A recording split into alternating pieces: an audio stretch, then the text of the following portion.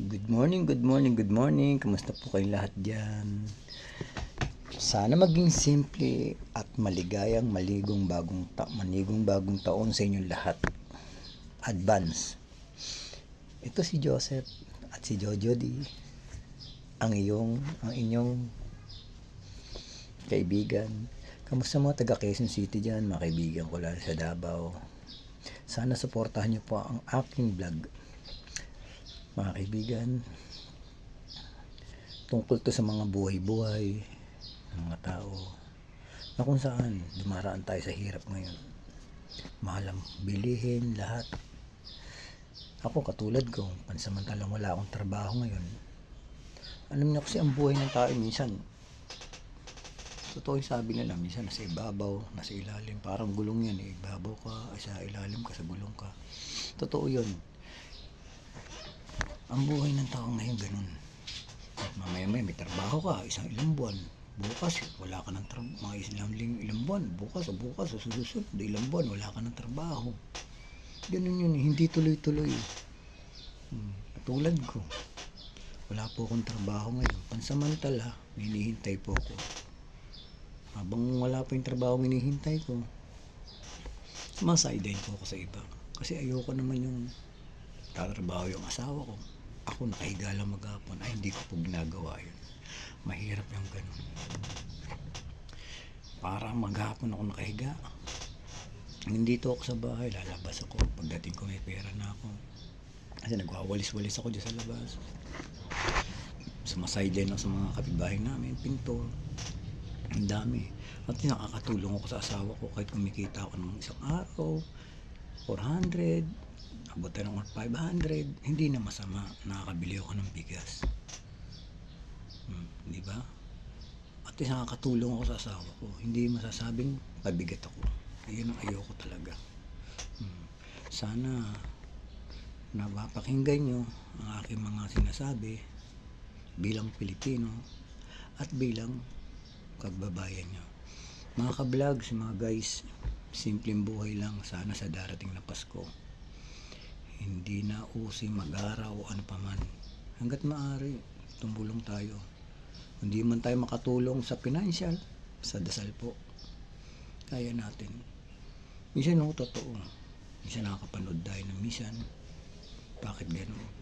Kung mayaman lang ako, natulungan kita. Minsan kasi may makikita mo sa TV. Minsan nakakaawa. Nanghihingi ng pera. Sabi ko nga, kung ako yung congressman, kung ako yung naging mayaman, naging mayor ko. Di tinulungan ko na kagad yan. Kung ako naging si Willie, nagpaabot na kagad. Kundi ako mismo talaga pupunta para matulungan ko yung bata na may sakit. Wala eh. Gipit din po ako. Isang gipit din. Saka hindi tayo pinanganak ng mayaman o may kaya. Kung ganun man, wala eh. Hindi tayo pinanganak na may gintong kutsara sa kamay. Hindi man ako makatulong sa financial, sa dasal na lang. Mga ka-vlog. Yun lang. Basta kahit anong hirap ng buhay, kapit lang. Walang susuko, dasal lang. Dasal na may gawa. Kasi walang mangyayari kung panay dasal eh. Wala eh. Sabi ko nga minsan sa trabaho ko, kahit na ganito trabaho ko, tinta, marumi tinta. Wala. At least kumikita ka ng pera.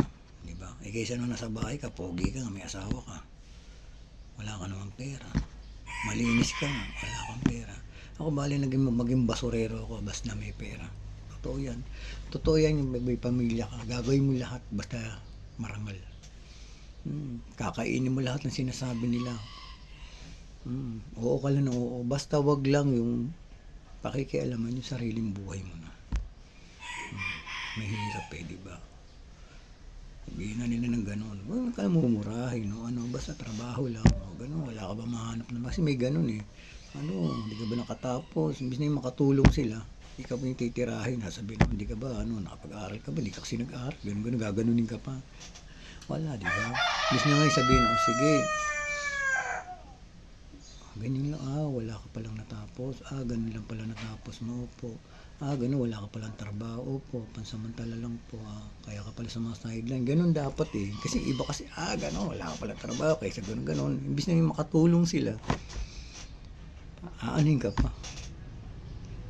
Minsan yung paparinigan ka pa. Minsan, di ba? Hindi ka pa nauunawaan. Sa amin dito, may nakakaunawa rin. Hindi naman lahat ng Pilipino gano'n eh. Pilipino masisipag talaga. Hindi lang nila nasisilip. Totoo yun. Masipag talaga ang Pilipino. Kung masasipag lang, maaasahan mo sila. Kaya nga tingin mo, pag sa abroad, Pilipino agad, bilib sila. Hong Kong, Saudi, bilib sila masisipag Pilipino kaysa sa ibang bansa. Mga caregiver. Hindi katulad dito sa atin. Minsan bansa na natin, minsan wala eh. Mas maganda yung sikap na lang sa sarili mo. Pamilya, magsisikap, wala nang aasa sa iba, aasa ka sa iba. Minsan, wala. Marami pa sasabihin. Diba? Sikap lang. Aminado naman ako, hindi ako perfectong magulang, hindi ako perfectong tao. Yun lang. Sana sa darating na Pasko, maging simpleng buhay lang. Simpleng mamamayan tayo. Pakisuporta ng vlog ko ha. Hello, mga taga Davao dyan. Saka mga taga Quezon City. Mga brad ko, hello. Ito si Joker. Jojo D. Bye bye.